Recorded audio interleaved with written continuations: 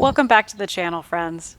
So, in another episode of chasing down the check engine light, my Forester threw a P0172. Now that means it's running rich in fuel on the right bank. So there's a couple different things that we're chasing down at the moment. It could be fuel related, it could be air related. It's been a long time since I've replaced the air filter and actually cleaned out some sensors on the inside of the air intake. So I'm going to show you how to do that today, and hopefully we're going to get rid of that code.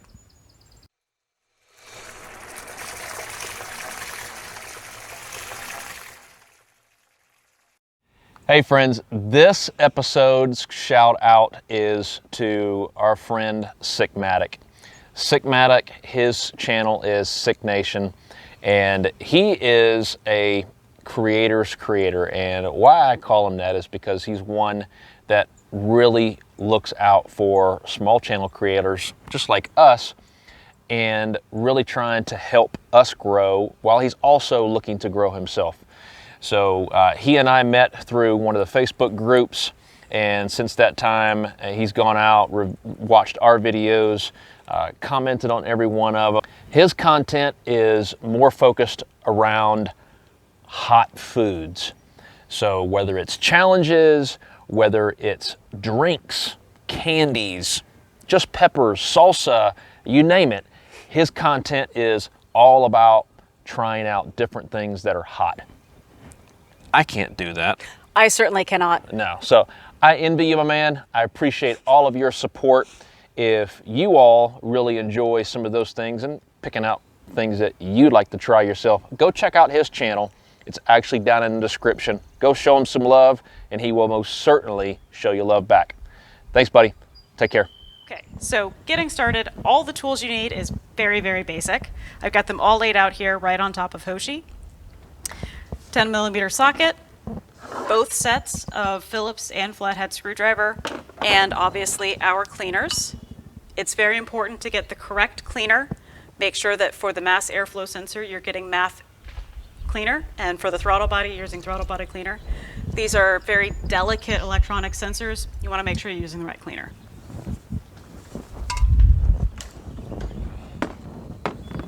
I'm going to start out by removing the MAF. In the 2010 Foresters, it's really easy to identify. It sits just on top of the air intake. So the air intake comes in, air filter, MAF.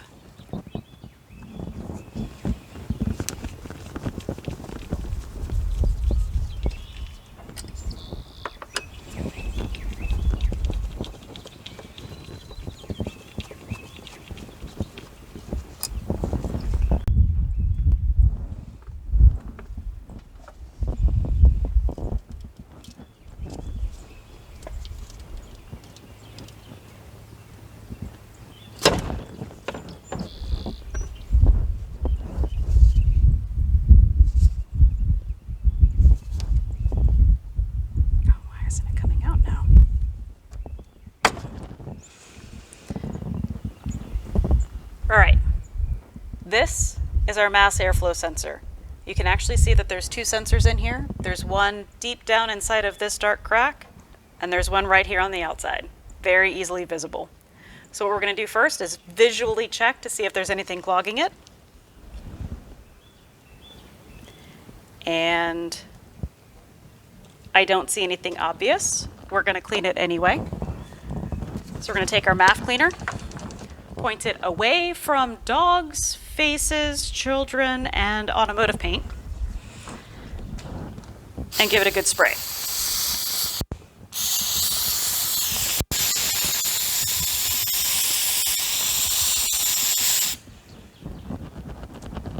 Shake off any excess and let it sit to dry. Don't want to install that back when it's wet. Next thing we're going to do is access the throttle body. So when you're following the flow of air, intake, air filter, MAF, more air intake, and right back here where the air actually comes into the manifold, there's this junction box. Inside of this junction box is actually our throttle body. So we're going to get to that. Easiest way to do that is to take off the air intake. So it's going to be a couple different clamps and some 10mm bolts. I don't know that I need to take that one off. I do need to take this one off though.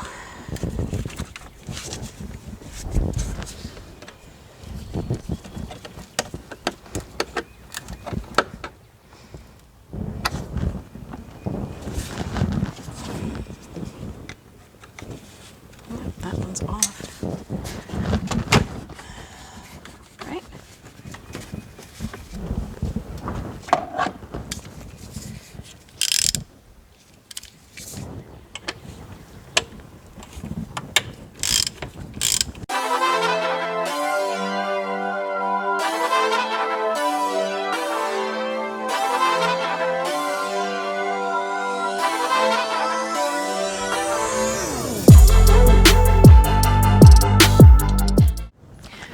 Now, the only couple things left holding this in place are obviously this bracket and these vacuum hoses.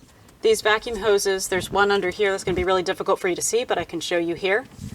You just pinch them and pull them out, and this vacuum hose will come right free. Do the same thing on the other side underneath.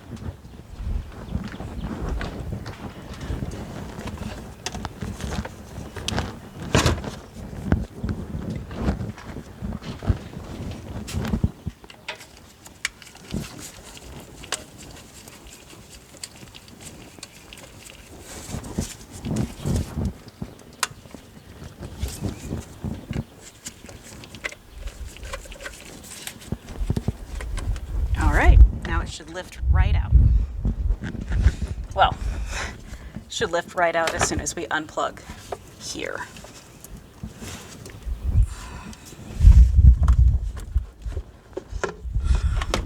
All right. I'm just going to visually inspect this and make sure that this one's okay. And I do see a little bit of oil crud there and here. This is actually our return line from the PCB, or internal return line, but this does plug into the PCB. Okay, I'm going to set this aside, and now we're going to have a good look at this throttle body. Back inside of there, you'll see a nice copper flap with a sensor attached to it. This is what we're cleaning. If it doesn't look like copper, then I'm right, and it's filthy beyond all reason. Right, so what I didn't show you was me supermanning on the car so I could take a look. It's not that dirty, but we're going to go ahead and clean it anyway. All you need to do is spray some cleaner inside there. And once again, let it dry. Now, while those sensors are drying, what we're going to do is we're actually going to replace the cabin air filter. Really easy to do. So come around to the passenger side with me.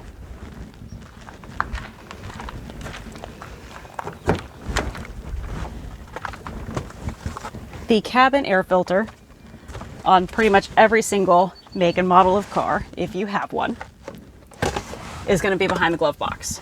So when you open it up and take a look back in there, you'll actually see a filter. In order to get to it, you can either fight with your glove box or you can remove your glove box. I opt for removing of the glove box. So there's a catch right here to remove, and after that, it's literally just popping it right out. Now we can easily access the cabin air filter. Oh yeah, that's looking pretty nasty.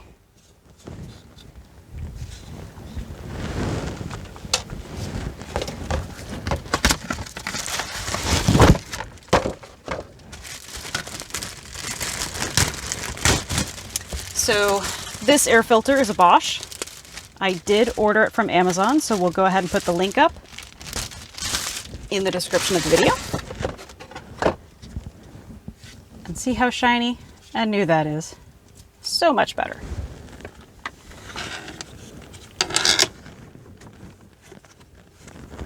right in just as it should. Installation of your glove box is the reverse.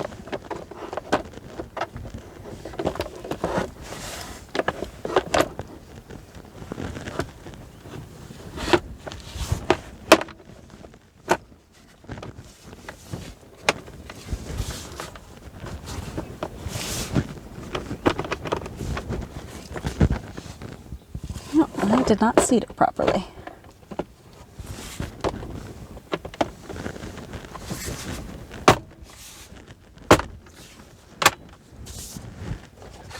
And that's it.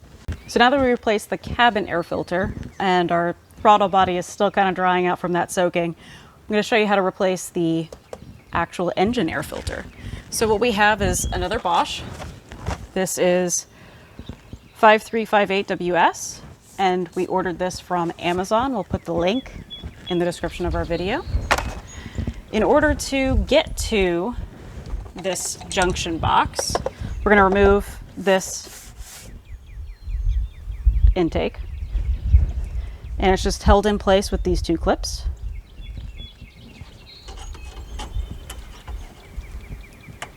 So screwdriver, spudger, they pop right out.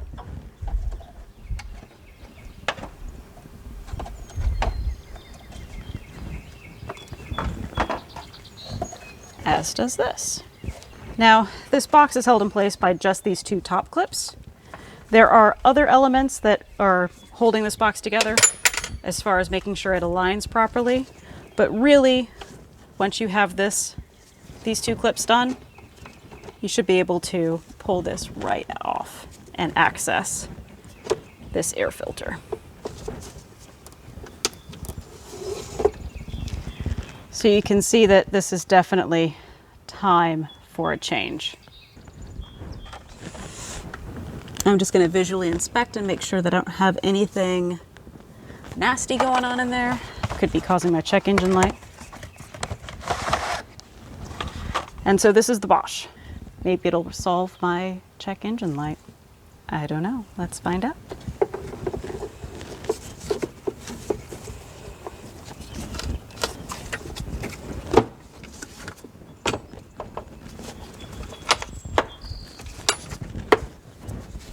One more thing I'm going to do is actually inspect this hose and make sure that this is solid as well, that I don't have any debris caught in this hose that could be limiting airflow to my engine.